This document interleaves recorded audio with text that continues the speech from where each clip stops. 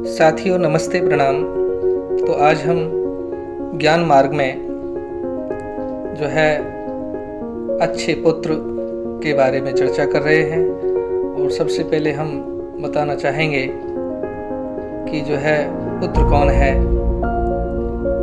बताया गया है कि पुत्र नामनो नरकात् त्रायते असौ पुत्रः, अर्थात पुत्र नामक नरक से माता पिता की रक्षा करने वाले का नाम पुत्र है। पूर्ण द्वा पुत्रः, माता पिता के संकल्पित अपूर्ण धर्म आदि कार्यों को पूर्ण करने वाले का नाम ही पुत्र है।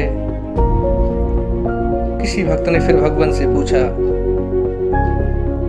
बच्चों और पुत्रों में क्या भेद होता है?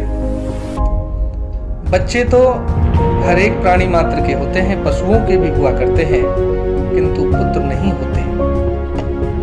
तो अब हम आपको पुत्र का क्या कर्तव्य है के बारे में बता रहे हैं कि जीवित माता पिता की सेवा करना, जीवित माता पिता की सेवा करना और मृत पितरों का श्राद्ध पिंड दान आदि से कल्याण करना, ये पुत्र का कर्तव्य है। अच्छा, पुत्र कितने प्रकार के होते हैं? कहा गया है कि पुत्र उत्तम, मध्यम व अधम भेद से 3 प्रकार के होते हैं। उत्तम पुत्र कौन है? माता पिता के इशारे से कार्य करने वाला, माता पिता के इशारे से कार्य करने वाला उत्तम पुत्र है। उसे ही उत्तम पुत्र जानना चाहिए। मध्यम पुत्र कौन है? कहने पर कार्य करने वाला पुत्र मध्यम पुत्र होता है, कहने पर कार्य करने वाला। और अधम पुत्र कौन है? माता पिता के वचन पर श्रद्धा ना करके लोक लज्जा से काम करने वाला पुत्र जो है अधम पुत्र माना जाता है।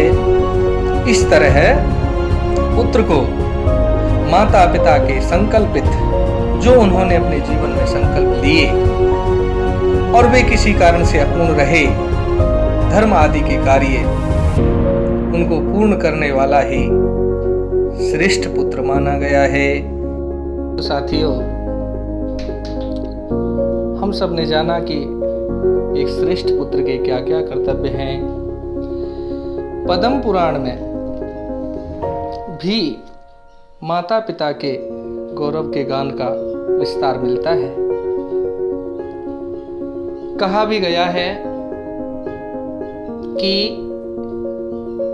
बालक को श्रेष्ठ माता पिता प्राप्त हो सकते हैं, लेकिन हर माता पिता को श्रेष्ठ बालक प्राप्त नहीं होता। इसी तरह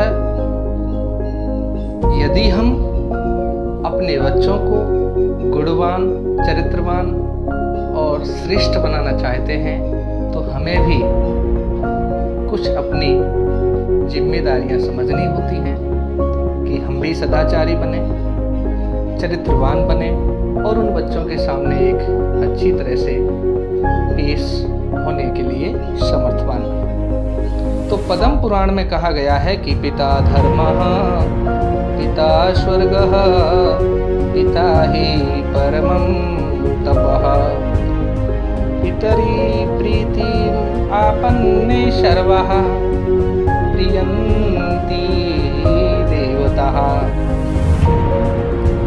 अर्थात पिता ही धर्म है, पिता ही स्वर्ग है और पिता ही सबसे श्रेष्ठ तपस्या है।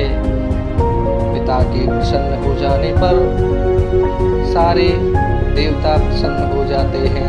प्रियंती देवता।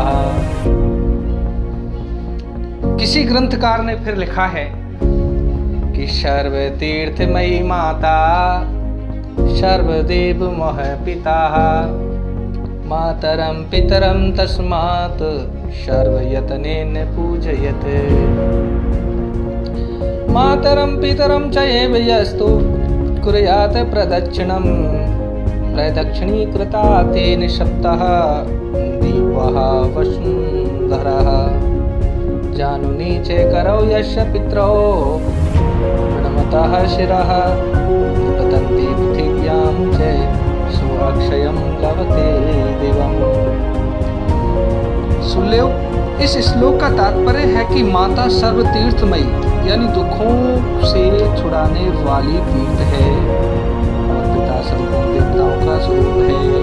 सर्वतीर्थमयी माता सर्वदेवमय पिता। अतएव संतान को प्रयत्न पूर्वक सब प्रकार से माता पिता का आदर सत्कार करना चाहिए। जो माता पिता की प्रदक्षिणा करता है, प्रदक्षिणा परिक्रमा को ही कहते हैं। जो बालक माता पिता की प्रदक्षिणा करता है उसके द्वारा 7 दीपों से युक्त संपूर्ण पृथ्वी की परिक्रमा हो जाती है। ऐसा माना भी जाता है कि माता पिता की प्रदक्षिणा करने से ही संपूर्ण पृथ्वी की परिक्रमा संपूर्ण होती है। माता पिता को प्रणाम करते समय जिसके हाथ, घुटने और मस्तक पृथ्वी पर टिकते हैं वह अक्षय स्वर्ग को प्राप्त होता है।